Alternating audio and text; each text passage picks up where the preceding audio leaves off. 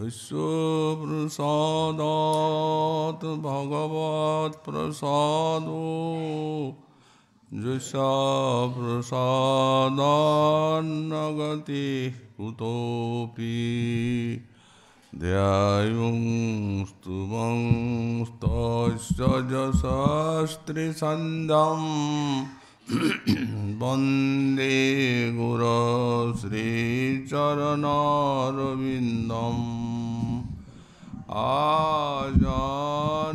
आजानुलम्बितभुजौ कनकावदातौ सङ्कीर्तनैकपितरौ कमलायताक्षौ विश्वम्भरौ द्विजवरौ जुगधर्मपालौ वन्दे जगत्प्रियकरौ करुणावतारौ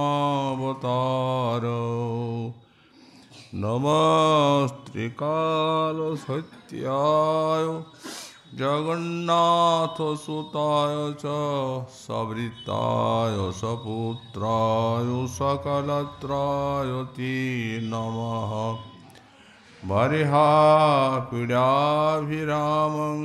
मृगमदतिलकां कुण्डलाक्रान्तगण्डां पञ्चाक्षं कम्बुकण्ठां स्मितसुभगमुखं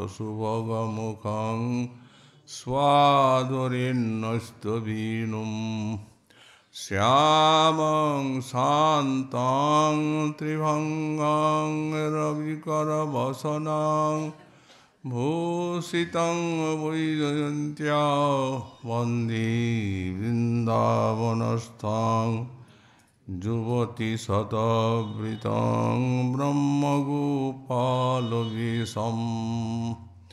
तप्त कांचन गौरंगी राधे वृंदावनेश्वरी वृषभानुसुते देवी तं नमामि हरिप्रिये मूकं करोति वाचालं पङ्गुं लङ्घयति गिरिं यत्कृपातमहं वन्दे परमानन्दमाधवां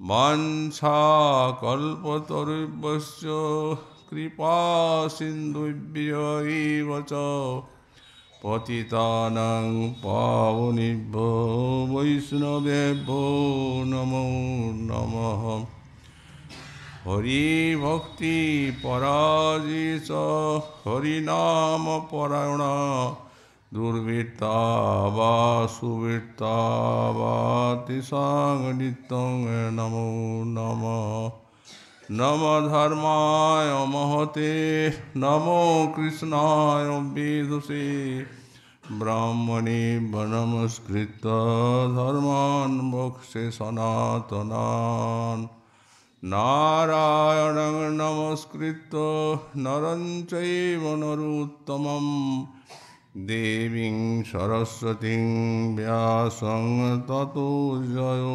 मुदीरयेत् जय रूप सनातन भट्ट रघुनाथ श्रीदेव गोपाल भट्ट दास रघुनाथ এই ছয় গুসাইর করি চরণ বন্দন যাহা হইতে বিঘ্ন নাশ অভীষ্ট পুরাণ দুর্গমী পথিমেন্ধস্য স্খলৎপাদগতির্মূ সকৃপা যষ্টিদানেন সন্তঃ সন্তু বলম বলম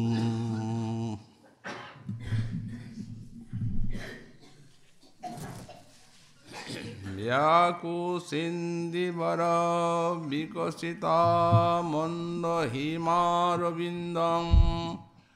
श्रीमन्निस्सन्दनरतिरसान्दोलकन्दर्पकेली वृन्दारण्ये नवरससुधा सन्दीपादारविन्दं ज्योतिर्दन्दं किमपि परमानन्दकन्दं चकास्ति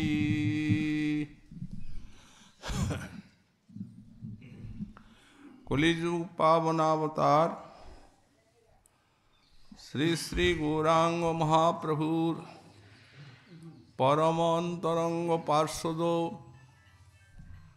পরম পূজ্যপাদ শ্রী শ্রীল প্রবোধানন্দ সরস্বতী চরণ তাঁর শ্রী শ্রী রাধারস সুধানিধি গ্রন্থে 134 সংখ্যক শ্লোকে শ্রী শ্রী রাধা মাধবীর নিকুঞ্জ মাধুরী বর্ণন প্রসঙ্গে বললেন, ব্যাকুসেন্দিবর বিকশিতা মন্দ হেমারবিন্দম শ্রীমন্নিঃসন্মনরতিরসান্দোলকন্দর্পকেলী বৃন্দারণ্যে নবরস সুধা সন্দীপাদারবিন্দম জ্যোতির্দন্দং কিমপি পরমানন্দকন্দম চকাস্তি। বৃন্দারণ্যে কিমপি পরমানন্দকন্দম জ্যোতির্দন্দম চকাস্তি। এই শ্রীবৃন্দাবন নিকুঞ্জ মন্দিরে কোন অনির্বচনীয় পরমানন্দের মূল স্বরূপ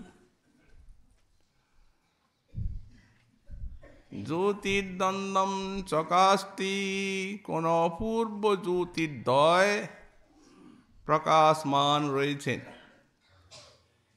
কিরূপ সেই জ্যোতির্দ্বন্দ্ব? বললেন, ব্যাকুসেন্দিবর বিকশিতা মন্দ হেমারবিন্দং শ্রীমৎ সুবিকশিত ইন্দিবর বিকশিত নীলকমল এবং অমন্দ হেমারবিন্দম, আর অতি সুন্দরভাবে প্রফুল্লিত স্বর্ণকমল, এই প্রকার যাদের শ্রী অর্থাৎ শোভা, নিঃসন্দন নবরতিত সান্দোলকন্দর্পকেলী, যেমন প্রস্ফুটিত কমলকে আন্দোলিত করলে তার থেকে মকরন্দ ধারা নিঃসৃত হয়, তেমনি তারা রতিরসের আন্দোলনকারী সেই কন্দর্প লীলারূপ মকরন্দ বিশিষ্ট এই প্রকার নবরস সুধা সন্দীপাদারবিন্দম, যাদের অভিনব সুধারস ওই চরণ কমলের থেকেও নিঃসন্দিত হয়, সেই কোন পূর্ব পরমানন্দকন্দ স্বরূপ জ্যোতির্দ্বন্দ্ব বৃন্দাবনে প্রকাশমান আছেন। আমরা গতকাল পূর্ব শ্লোকের ব্যাখ্যা সমাপ্ত করেছি। শ্রীল গোস্বামীপাদ সাক্ষাৎ রাধা কিঙ্করী রূপে রাধা মাধবের অপূর্ব লীলা মাধুরী আস্বাদন করেছেন এই নিকুঞ্জ রস, এবং তারা যে খেলায় পরমানন্দ লাভ করেছেন সেটিও শ্রীপাদ দর্শন করেছেন, অন্তরে অনুভব করেছেন। তো গোবিন্দের আনন্দ শ্রী শ্রী রাধারানীর সুখে এবং শ্রী শ্রী রাধারানীর আনন্দ গোবিন্দের সুখে, আর এই যে সখী মঞ্জরীগণ এদের আনন্দ হচ্ছে শ্রী শ্রী যুগল কিশোরের সুখে, কারণ তারা এই যুগল কিশোরীর সুখ ছাড়া আর অন্য কোনো কামনা করেন না। সেবা করে সুখী করেন এবং সেই সেবার সঙ্গে সঙ্গে যুগলীর অপূর্ব রূপমাধুরী আস্বাদন করার সৌভাগ্য লাভ করেন এরা।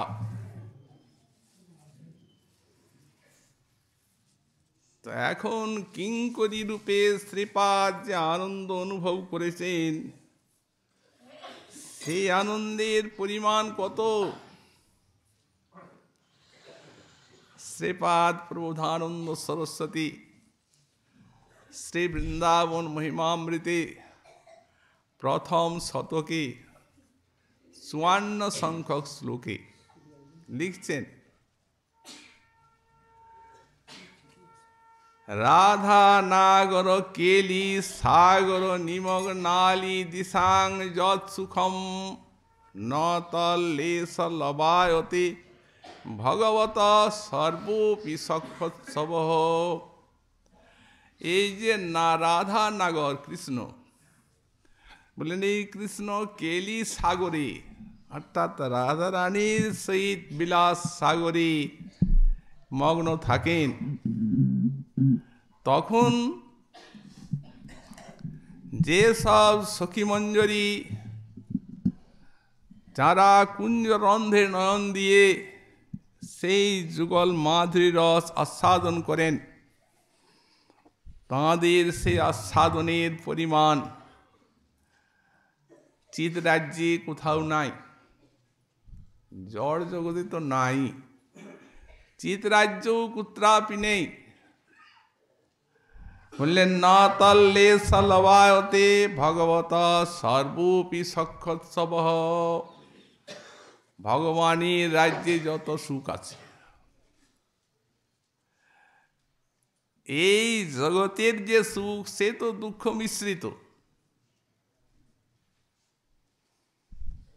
তৈত্তিরীয় উপনিষদ একটা আনন্দ মীমাংসা দিয়েছেন, শৈশানন্দস্য মীমাংসা ভবতি। সেখানে মানুষানন্দের থেকে ব্রহ্মানন্দ পর্যন্ত শত শত গুণ এই বিশ্বের জগতের পরিমাণ দেখিয়েছেন। মানুষ আনন্দের থেকে মানুষ গন্ধর্বের আনন্দ শতগুণ, মানুষ গন্ধর্বের থেকে দেব গন্ধর্বের আনন্দ শতগুণ, তার থেকে দেবতার আনন্দ শতগুণ, তার থেকে ইন্দ্রের আনন্দ শতগুণ, তার থেকে ব্রহ্মার আনন্দ শতগুণ। এইখানে এই জড় জগতের আনন্দের সমাপ্তি। তারপরে যখন ব্রহ্মানন্দ বর্ণনা করছেন, তখন বলছেন যত বাচু নিবর্তন্তে অপ্রাপ্য মনসাস, সেখানে মনও পৌঁছায় না আর বাণীও পৌঁছায় না। কিন্তু সেখানে তো কেবল আনন্দ আর আনন্দ, যিনি আস্বাদন করবেন তিনিও আনন্দ আর আনন্দও আনন্দ, আস্বাদনকারী নেই, সব একাকার। তারপরে বৈকুণ্ঠের আনন্দ, সে তো অদ্ভুত। ভক্ত কবি বললেন, হিল্লোলে সুখ বইছে সেথা, নাই রে অশ্রু নাই রে ব্যথা, নাই রে সেথা বিধির বাঁধন কঠিন নিগড় পাশে। নীল আকাশে আলোর খেলা, রূপসাগরে হিন্দুল দলা, উছলে পড়ে নিত্য নবীন আনন্দের সেই দেশে, নিত্য নবীন নবীন আনন্দ বৈকুণ্ঠে। গোপকুমার গেলেন, প্রথমে সে আনন্দের অনুভব লাভ করলেন, খুব ভালো লাগলো। তারপরে আর তিনি সেখানে আনন্দ পান না, কারণ তিনি বৃন্দাবনের পার্শ্বদ, সক্ষরসের উপাসক। তিনি তো মাধুর্যের আস্বাদনকারী মাধুর্য তো সেখানে পান না। এই জন্য নারদের সঙ্গে যখন দেখা হলো, তখন দেবশ্রী বললেন, হে গোপকুমার, তুমি এই যে বৈকুণ্ঠের নামটি ডুবালে, কারণ এখানে কুণ্ঠা নাই যার, এই জন্যে এটার নাম বৈকুণ্ঠ। কিন্তু তুমি তো কুণ্ঠিত। ভগবান শ্রীমন্নারায়ণ তার ভাব জেনে তাকে কৃষ্ণরূপে দর্শন দিলেন। বৈকুণ্ঠের উপবনে গোচারণ লীলাও দেখিয়ে দিলেন, কিন্তু তথাপি ভালো লাগলো না। তখন দেবর্ষি বললেন, তুমি আরো উপরে যাও, এখানে তোমার পোষাবে না। অযোধ্যায় গেলেন, দ্বারকায় গেলেন, সেখানের আনন্দেও সে অভীষ্ট আনন্দ লাভ করতে পারলেন না। তখন চলে গেলেন সেই গোলকে, সে অভীষ্ট আনন্দ পেলেন, কিন্তু আরো চাই। তখন দেবর্ষি নারদ বললেন, দেখো গোপকুমার, তুমি ভৌম বৃন্দাবনেই যাও, তত্রৈব পদ্যতে দন্যম তৎপ্রেমাপি সদা সতাম তত্তচ্ছুন্ন বিবারণ্য সরিদ গিদ্রাদি পশ্যতাম। সেইখানেই তোমার পরাসিদ্ধি লাভ হবে। সেখানে দেখবে নদী, নদ, বৃন্দাবন সব শূন্য শূন্য। বিরহজনিত দৈন্যের উদ্রেক হবে, পরমানন্দের পরাকাষ্ঠা লাভ করতে পারবে। এখানে এসে গোপকুমার তাই পেলেন, সক্ষরসের উপাসক। তো সুতরাং কত আনন্দ। কিন্তু শ্রীপাদ প্রবোধানন্দ সরস্বতী বলছেন সব ভগবত আনন্দকে যদি এক জায়গায় করা যায়, কিন্তু এটা কি সম্ভব? কে করবেন? নিজ নিজ ভাব সবে শ্রেষ্ঠ করি মানে, নিজ ভাবে করে কৃষ্ণ রস আস্বাদনে। সবাই তো ডুবে আছেন আনন্দে, ভগবত রাজ্যে। বৈকুণ্ঠবাসী মনে করেন এর থেকে আর আনন্দ নেই। তো সুতরাং গোসাইপাদ বলছেন না, করবেন তা নয়, কিন্তু তর্কের খাতিরে যদি কোনো ব্যক্তি তটস্থ হয়ে আর সব ভগবত আনন্দগুলির বিচার করেন, তাহলে এই যে রাধা নাগর কেলি সাগর নিমগ্নালি দিশাং যৎ সুখম, রাধানগর যে শ্রী শ্যাম সুন্দর যখন রাধারানীর সঙ্গে কেলিরসে মগ্ন থাকেন, তখন কুঞ্জরন্ধ্রে নয়ন দিয়ে যে সখী মঞ্জরীগণ আস্বাদন করেন সেই মাধুরী, বললেন নতল্লে সলবায়তে, সমগ্র ভাগবত রস এর লেশ মাত্রও হবে না। তারপরে বলছেন তত্রা সা যদি কশ্চিৎ নিরুপমাম কস্যচিৎ নিরুপমাম প্রাপ্তস্য ভাগ্যশ্রিয়ম তদ বৃন্দাবন নামনি ধামনি পরমে শ্রিয়ং দেহ নশ্বতু। বললেন হে বান্ধব, হে ভ্রাত, সেই যে বস্তু পাওয়ার কি তোমার আশা আছে? তত্রা আশা যদি কৈশ্যচিৎ নিরুপমাং প্রাপ্তস্য ভাগ্যশ্রিয়ম, সেই ভাগ্য সম্পত্তি যা নিরূপম, এই যে পুঞ্জরন্ধ্রে অর্পিত নয়না সখীগণের যে আনন্দ, বললেন সেই পরাকাষ্ঠার ভাগ্য সম্পত্তি লাভ করার কি আপনার আশা আছে? যদি আশা থাকে তালে তদ বৃন্দাবন নামনি ধামনি পরমে শিয়ং দেহ নশ্যতু। তাহলে বৃন্দাবনে যেয়ে এই পরম ধামে নিজের এই দেহটিকে সেইখানে রাখুন। তো এই যে নশ্যতু আছে, এটার দুটা পাঠ আছে। একটি পাঠ হচ্ছে দন্তস্বয় জফলা, তার অর্থ হবে যে বৃন্দাবনে বাস করুন। আর একটি পাঠ আছে তালি বসো জফলা, সেটির ব্যাখ্যা হবে বৃন্দাবনে দেহটা রাখুন, প্রাপ্তি হন সেখানে। যে বসন্তি মমাধিষ্ণে মৃতা যন্তি মমালয়ম।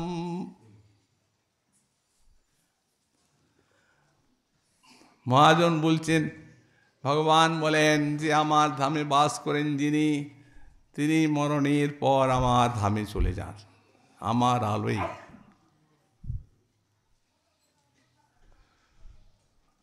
এই জন্য মহাজনগণ এই বৃন্দাবনের বাসের এবং এইখানে দেহত্যাগীর অন্তরীয়ভিলাষ পোষণ করেন। রাধে রাধে বলি, তুয়ার নামা বলি, আমি গাইব কি উচ্চ ঈশ্বরে, নামের সহিত এ মোর পরাণ, কবে যাবে তব পদ তলে। ঠাকুর মশাই বললেন, হরি হরি, আর কবে এমন দশা হব, এ ভব সংসার তজি, পরম আনন্দে মজি, আর কবে বৃন্দাবনে যাব। সুখময় বৃন্দাবন কবে হবে দর্শন, আমি সে ধুলি মাখিব কবে গায়। প্রেমে গদ গদ হইয়া রাধা কৃষ্ণ নাম লইয়া, কবে কান্দিয়া বেড়াবো ভরায়। দেখিব সংকেত স্থান, আমার জুড়াবে তাপিত প্রাণ। সেথা প্রেমাবেশে গড়াগড়ি দিব, কাহা রাধা প্রাণেশ্বরী, কাহা গিরিবরধারী, কাহানাথ বলিয়া ডাকিব। মাধবী কুঞ্জের পরি সুখে বসি সুখ সারি, গাইবিক রাধা কৃষ্ণ রস। তরুমূলে বসি তাহা আমার শুনি জুড়াইবে হিয়া, কবে সুখে গোয়াবো দিবস, কবে গোবর্ধনগিরি দেখিব নয়ন ভরি, কবে হবে রাধা কুণ্ডে বাস। আর ভ্রমিতে ভ্রমিতে কবে আমার এ দেহ পতন হবে, ওহে দিন নরোত্তম দাস। এই আশা আকাঙ্ক্ষা দাস গোস্বামী পাদ বললেন, এই ব্রজৎপূর্ণ যে তক্র ইত্যাদি পান করব, আর এইখানে বসে শ্রী রাধারানীর চিন্তা করব, আর এইখানে মরব। তাই গোস্বামী পাদ বললেন, তত্রাশা, যদি সেই নিরূপম ভাগ্য সম্পত্তি লাভ করার যদি হে ভক্ত আপনার আশা থাকে, তো যদি শব্দটা দিলেন কেন? এ আর কার আশা নাই, এ তো সবারই আশা আছে, কিন্তু এখানে একটা যদি শব্দ দিলেন।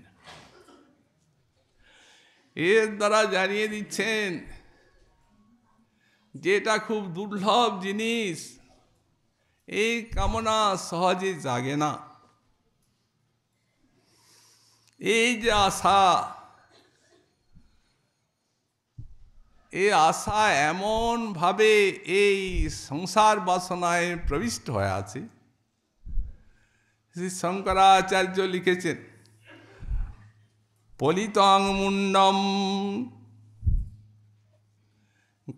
গলিতং চর্মম দশনো রহিত জাতং তুণ্ডম বৃদ্ধো জাতি ধিত্বা দণ্ডম তদপি ন মুঞ্চতি আশাভান্ডম।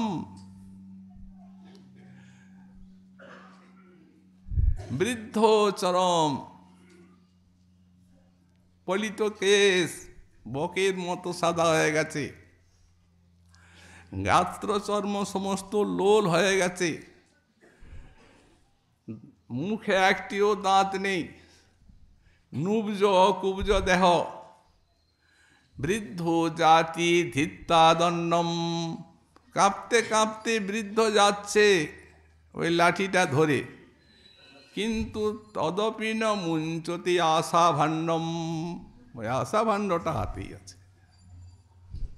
এমনি আশা ভাণ্ড, একে ত্যাগ করা যায় না সহজে, মত কৃপা বিনা এ বস্তু আসে না। এই জন্য গোস্বামীপাদ এখানে যদি শব্দ প্রয়োগ করলেন। আর মহাজন বললেন যদি এই সংসারের যে আশা, এই আশাটি হচ্ছে সংসার বাসনা, তো এই সংসার বাসনাটি আমি বেশি আর কিছু চাই না, এই সংসার বাসনার মতো বাসনা তোমাতে চাই, তাহলেই যথেষ্ট। বিষ্ণু পুরাণ বললেন যা প্রীতির বিবেকানম বিষয়েষু অনপায়নি তা মনুস্মরত স্বামী হৃদয়ান্মাপসৎপতু। হে ভগবান, এই অবিবেকী জনের বিষয়ে যেমন অনপায়নি প্রীতি, তো সেই প্রকার প্রীতি আমার হৃদয়ে ওই তোমার সবসময় যেন বিরাজিত থাকে, ওই বিষয়ে অনপায়নি প্রীতির মতো ভগবত প্রীতি। পদ্মপুরাণ বললেন যুবতীরাং যথা যৌনাঞ্চ যুবতৌ যথা মনোভিরমতে তদ্বৎ মনোমে রমতাং ত্বয়ি।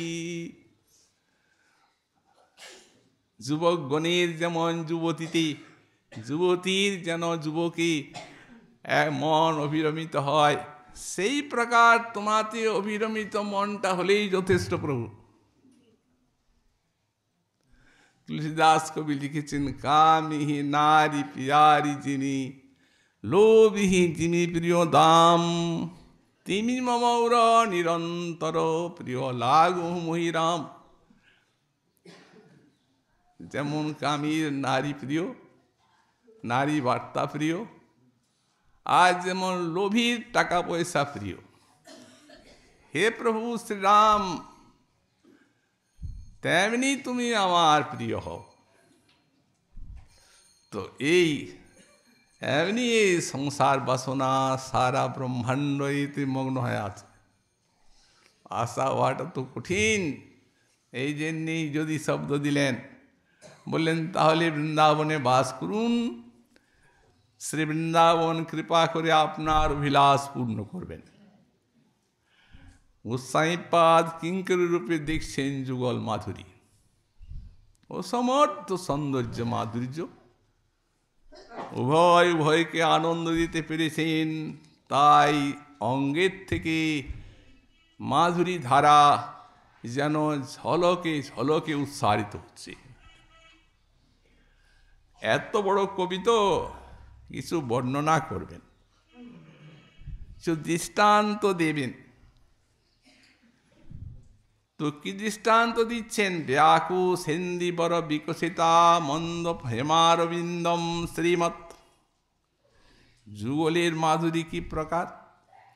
সুন্দর বিকশিত নীলকমল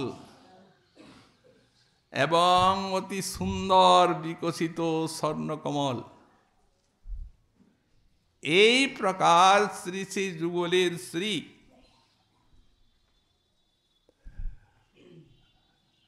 এই জগতে সব পঞ্চভূতির বিকার, জাগতিক বস্তুর সঙ্গে কি সেই অপ্রাকৃত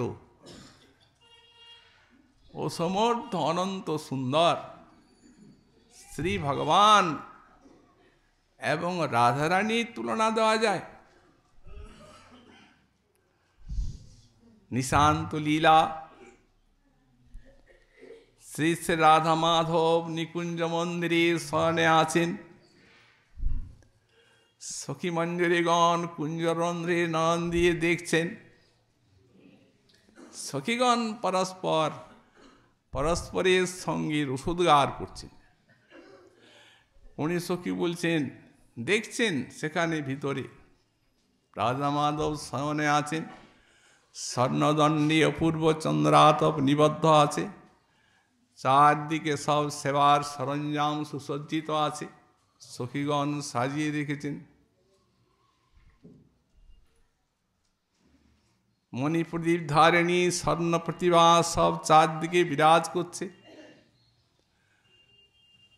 সেই নিকুঞ্জের ভিতরে যুগলের পূর্বরাগের ছবি বিশাখার মতো অঙ্কনকারী সব এঁকে রেখেছেন।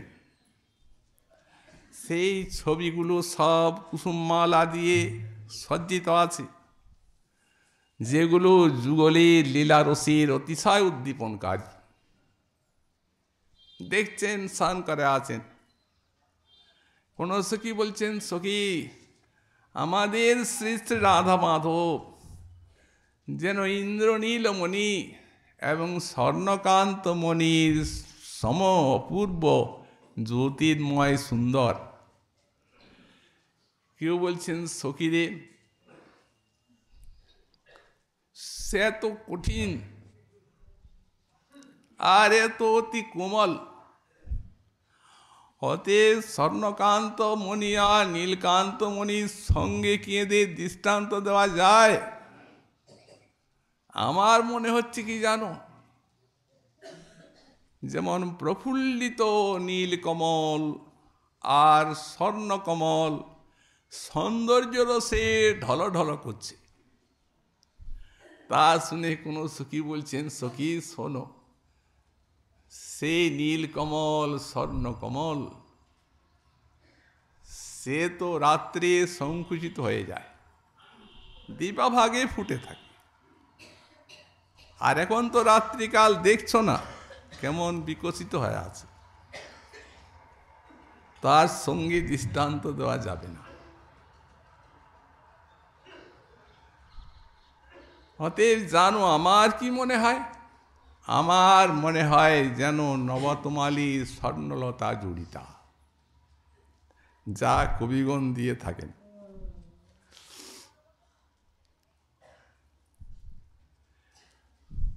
তা শুনে কোন সখী বলছেন, সখী নবতমালী স্বর্ণলতা সে তো স্থাবর, আর এই অখণ্ড রসমধুর গোবিন্দ আর মহাভাব রসের মিলন মাধুরী, অতএব তুলনা করবে না, তুলনার কথা কেউ তুলবেই না। যদি তুলনা দিতে হয় তাহলে বলতে হবে রাধা মাধবীর সমান রাধা মাধবী, আর এই জগতে কেউ নেই। কিন্তু কবির তো একটা স্বভাব আছে না, তিনি চান কিছু বর্ণনা করবেন অভীষ্টের রূপ, কিন্তু শেষে হারিয়ে যান। যেমন আমরা বিল্লমঙ্গল ঠাকুরকে দেখলাম, কত চমৎকার সব বর্ণনা করেছেন, কমলের সঙ্গে পদ্মের সঙ্গে দৃষ্টান্ত দিয়ে দিয়ে দিয়ে দিয়ে শেষকালে যখন গোবিন্দের সাক্ষাৎ দর্শন লাভ করলেন তখন চুপ, কথাটি বলছেন না। গোবিন্দ বলছেন, লীলাসুখ, আরে তোমার মুখে আমি কিছু আমার কথা শুনবো তাই এলাম। তার কথা শোনার তার বড়ই অভিলাষ। এই জন্য নারদকে বলেছিলেন, ন চবসামি বৈকুণ্ঠে যোগিনাং হৃদয়ে নচ মদ ভক্তা যত্র গায়ন্তি তত্র তিষ্ঠামি নারদ। যেখানে আমার ভক্তগণ বসে আর পরস্পর আমার গুণগান শ্রবণ কীর্তন করছেন, আমি সেইখানে থাকি, বৈকুণ্ঠও থাকি না, গোলকও থাকি না, যোগীর হৃদয়েও না। নিজের কথা তাঁর এত আস্বাদ্য মধুর, কারণ এক তো কথারূপে রসের অভিব্যক্তি, আর যারা শ্রবণ কীর্তন করছেন তাদের সেই যে হৃদয়ের আস্বাদনটা, ভক্তি প্রেমের, গোবিন্দকে এত আনন্দ দেয়। কারণ রসবস্তু তো সপ্রকাশ, কখন কার হৃদয়ে এসে উদিত হবেন তাকে জানে। মহাজল বলে রসস্য সপ্রকাশ সত্য অখণ্ডন্তঞ্চ সিদ্ধতি। রসের সপ্রকাশত্ব এবং অখণ্ডত্ব ধর্ম আছে। যারা শ্রেষ্ঠ শ্রোতা তারা লীলাটা দেখেন, যারা শ্রেষ্ঠ বর্ণনকারী তারা যেন সাক্ষাৎ প্রত্যক্ষ করছেন লীলা। এ ভগবানেরও ইচ্ছা হয় শুনতে।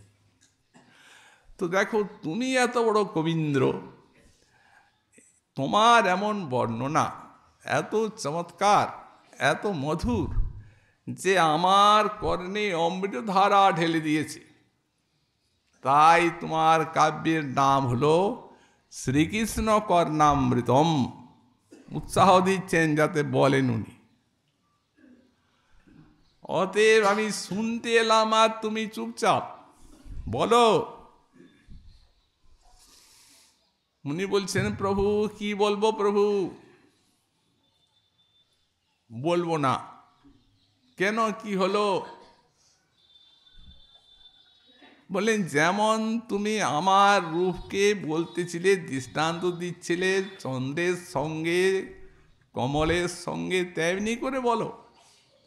উনি বললেন, ক্ষমা করো প্রভু, আর উপমার দ্বারা তোমার এই অতুলনীয় রূপকে আমি এই প্রকারে দূষিত করতে চাই না বাক্যের দ্বারা। একটি কথা বললেন, প্রভু তুমি চন্দ্রের সঙ্গে দৃষ্টান্ত দিতে বলছো, কিন্তু বদনেন্দু বিনির্জিত শশী দশধা দেব পদং প্রপদ্যতে। এই শশী সে তোমার বদন চন্দ্রকে দেখে আর লজ্জায় 10 ভাগে ফেটে গেল। কেন ফাটল? বললেন, যেহেতু শশী মনে করছে যেই ভক্তগণ গোবিন্দের মুখের আমার সঙ্গে দৃষ্টান্ত দেন, কি লজ্জা, আমি সকলঙ্ক আর তিনি অকলঙ্ক পূর্ণচন্দ্র সচ্চিদানন্দ রসগণ। অতএব লজ্জায় 10 ভাগে ফেটে, আর কবিগঞ্জে তোমার মুখের সঙ্গে চন্দ্রের দৃষ্টান্ত দিয়েছেন, এই অপরাধ ক্ষমাপনের জন্য তোমার চরণে এসে শরণাগত হল। কবি এত বড় তো, তার মানে নখে 10টা নখ, মুখের সঙ্গে দৃষ্টান্ত দেওয়া যাবে না। ওই 10টা নখ রূপে তোমার চরণে এসে আর বসলো। ক্ষমা করো প্রভু, তোমার চরণে পড়ি, যেন আমার সঙ্গে তোমার মুখের তুলনা কেউ না দেন। গোবিন্দ বলছেন, দেখো লীলাসু, তাই যদি হয় ঠিক আছে, আমার নখের সঙ্গেই তুমি চন্দ্রের দৃষ্টান্ত দাও, সেইটাই শোনার আমার আকাঙ্ক্ষা। বললেন, না প্রভু, এ তব কারুণ্য বিজৃম্ভিতং কিয়ৎ। তোমার নখচন্দ্রের সঙ্গে ওই চন্দ্রের দৃষ্টান্ত দেওয়া যায় না। তোমার নখচন্দ্র নির্মল, আর ওই চন্দ্র সকলঙ্ক, অতএব ওর সঙ্গে দৃষ্টান্ত দেওয়া যায়। তবে এখনই বললে যে সেটা বললাম তোমার কারুণ্য বিজৃম্ভিত কি অর্থাৎ এ তোমার করুণা করে আজ চরণে তাকে স্থান দিয়েছ, এ তোমার কৃপা, দৃষ্টান্ত দেওয়া যাবে না। ভগবান বলছেন ঠিক আছে, আচ্ছা চন্দ্রকে ছাড়ো, কমলের সঙ্গে দৃষ্টান্ত দাও, ওটার তো কোনো কলঙ্ক নাই। লীলাসুক বলছেন তত্তৎ মুখাম্বুজ কথম্বুজমি বক্ষম বাচাম বাচি পর্বণি পর্বণেন্দু। হে প্রভু শোনো, তাহলে বলি, কমলের সঙ্গে দৃষ্টান্ত দিতে বলছো, আগে চন্দ্রের কথাটা বলছি। তিথিতে ক্ষয় হয়ে শেষে অমাবস্যার দিনের শেষ, এই তো চন্দ্র। আর সেই চন্দ্রের পদাঘাতে যে কমল ম্লান হয়ে যায়, সেই কমলের সঙ্গে তোমার দৃষ্টান্ত দেওয়া যায় না।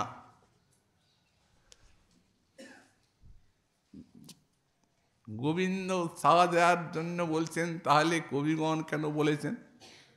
বড় বড় কবি তারা বর্ণনা করেছেন, তুমিও বর্ণনা করলে কেন? তাহলে তখন একটু স্পর্ধার সঙ্গে বলছেন, ও এই কথার উত্তর শুনবে? শুশ্রূষে যদি শৃণু প্রণিধান পূর্বম, তাহলে প্রণিধান পূর্বক শোনো বলি। পূর্বৈর অপূর্ব কবিভীর নকটাক্ষিতং যৎ, পূর্বের যে সমস্ত অপূর্ব কবি, তারা তোমার মুখটা দেখে দেখে বর্ণনা করেন নাই। যদি দেখে দেখে বর্ণনা করতে পারতেন, লেখনী চলতো না। তবে কেন বর্ণনা করলেন? বললেন বর্ণনা করলেন মুখ না বলে যদি মুখকমল বলা যায়, মুখচন্দ্র বলা যায়, তাহলে ওই শব্দটার শোভা হয়। তো সুতরাং তো তারা কবি, তারা তো শব্দটা যাতে ভালো হয়, আমিও বলেছি, এই জন্য তারা বলেছেন। এই তুলনা দেওয়ার উদ্দেশ্যে নয়, ওই কাব্যটা যাতে সুন্দর হয়, এই জন্য বলেছেন। তাই ইনি দৃষ্টান্ত তো দিলেন, নীলকমল এবং স্বর্ণকমল। পরে বলছেন, কিন্তু এই নীলকমল স্বর্ণকমলকে বুঝলেই হবে না। শ্রীমন নিঃসন্দনরতি রসান্দোল কন্দর্প কেলি বললেন, যেমন যদি আন্দোলন করা যায় কমলকে, তাহলে ফোঁটা ফোঁটা ফোঁটা ফোঁটা ওর থেকে মকরন্দ খরিত হয়। তেমনি এই যে কমল, এই যে নীলকমল এবং স্বর্ণকমল, এদের আন্দোলনে, রতিরস রূপ আন্দোলনে কন্দর্প কেলি রূপ মকরন্দ নিঃসৃত হয়। এই কন্দর্প কেলিটি হচ্ছে গোপিকার কাম।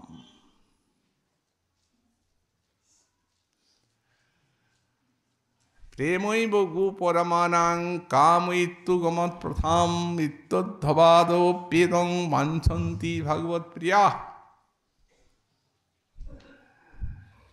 গোপীগণের সেই যে অতি সুনির্মল প্রেম, সেই প্রেম কাম নামে আখ্যাপ্রাপ্ত হয়েছে, কিন্তু শব্দটা কটু শোনায়। প্রেম কত সুন্দর শব্দ, আর কাম শুনতে গেলেই পীড়া। তো প্রেম বললে কি হতো? বললেন প্রাপ্তা কাম মাধুরী তত্তৎ ক্রীড়া নিদানত্তাৎ কাম ইত্যুচ্যতে বুধই। বললেন হবে না ওটা। প্রেম বললে এদের যথাযথ পরিচয়, প্রেমের পরিচয় হবে না, কারণ রতি রসান দোল কন্দর্প কেলি। বললেন একে কাম বলতে হবে, কেন? বললেন যেহেতু কোনো এক অনির্বচনীয় মাধুরীকে প্রাপ্ত হয়ে গোপী প্রেম কামাখ্যা প্রাপ্ত হয়েছে।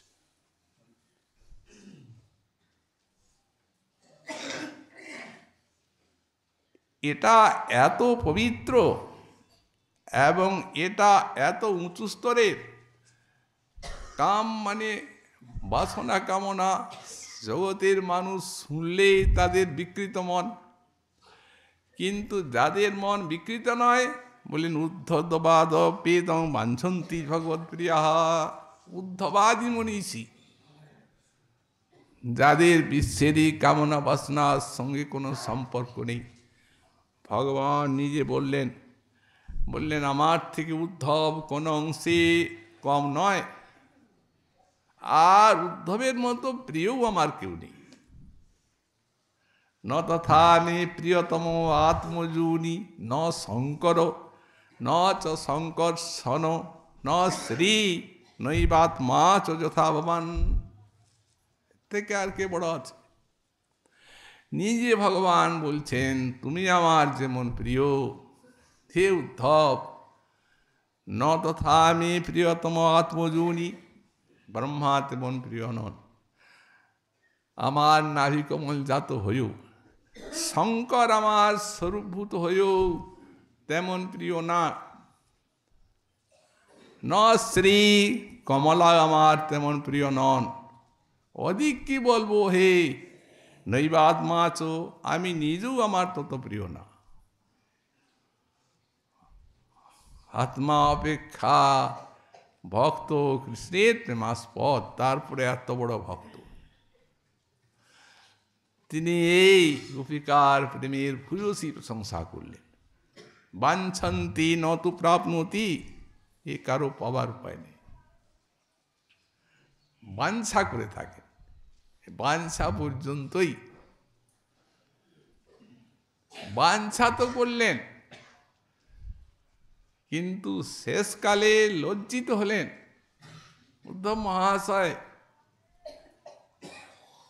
বস্তু দেখে লোভ হলো, কিন্তু লোভ হলে কি হয়? সাধকের যদি লোভ হয়, তাহলে সাধক সেই লোভের ভজন করে বস্তু প্রাপ্ত হন, এটি নিয়ম।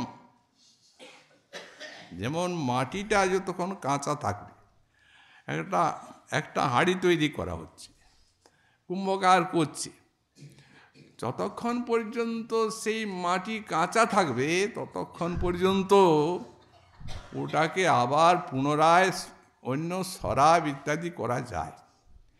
কিন্তু যখন কুম্ভকার ওটাকে পুড়িয়ে দেবে আগুনে, আর ওটা অন্য কিছু করা যাবে না। তো তেমনি এরা তো পাকা, আর সাধক হচ্ছেন কাঁচা। অতএব এই লোভ মাধুরী যখন জাগবে তখন সাধক সাধনা করে পাবেন, কিন্তু এরা পাবেন না। কিন্তু লোভ ছাড়তে পারেন নাই, তাই কামনা করে গেলেন ব্রজগোপিকার চরণ রেণু লাভের জন্য। এই বৃন্দাবনে বসে এতখানি উচ্চকোটির জিনিস, এই আশা মহৌ চরণ রেণু জুষামহং শ্যাং বৃন্দাবনে কিমপি গুল্মলত ঔষধীনাং। এই বৃন্দাবনে গুল্মলতা ঔষধি হয়ে জন্মাতে চাইলেন। যা দুস্তৈজং স্বজনম আর্যপতঞ্চ হিত্বা, এই কাম গোপিকার পাম। এই অপূর্ব শ্রী, এইটাই নিষ্কাম প্রেম, কৃষ্ণের ভালোবাসার উন্মাদনায় সর্বত্যাগ করেছেন। এই রকম কৃষ্ণের জন্য ত্যাগ করতে পেরেছে এমন কোনো প্রেমিক বিশ্বে নাই। অনেকেই ত্যাগ করেন, কিন্তু গোপীর ত্যাগের ভূয়সী প্রশংসা। যদি কোনো পতিব্রতা পাতিব্রত ধর্ম ত্যাগ করেন, তাহলে কত বড় ত্যাগ ওটা। পতিব্রতা রমণীগণ যখন পাতিব্রত ধর্ম যাওয়ার সময় আসে, তখন অনায়াসে বিষ খেয়ে আগুনে প্রবেশ করে দেহত্যাগ করেন, প্রাণটা তাদের কাছে কিচ্ছু না এই ধর্মটার কাছে। পতিব্রতা যারা, কিন্তু এরা পতিব্রতার শিরোমণি, যার পতিব্রতা ধর্ম বাঞ্ছে অরুন্ধতী, মহাসতী অরুন্ধতী পর্যন্ত বাঞ্ছা করেন। কৃষ্ণের উন্মাদনায় তাকে সেবা করার জন্য সেটিকেও ত্যাগ করেছেন তারা। লোক ধর্ম, বেদ ধর্ম, দেহ ধর্ম, কর্ম, ধৈর্য, লজ্জা, দেহ সুখ, আত্মসুখ, মর্ম সর্বত্যাগ করি করে কৃষ্ণের সেবন, কৃষ্ণ সুখ হেতু করে প্রেম ও সেবন, ইহারে কহিয়ে কৃষ্ণের শুদ্ধ অনুরাগ। স্বচ্ছ ধৌত বস্ত্রে জয়ছে নাহি কোনো দাগ।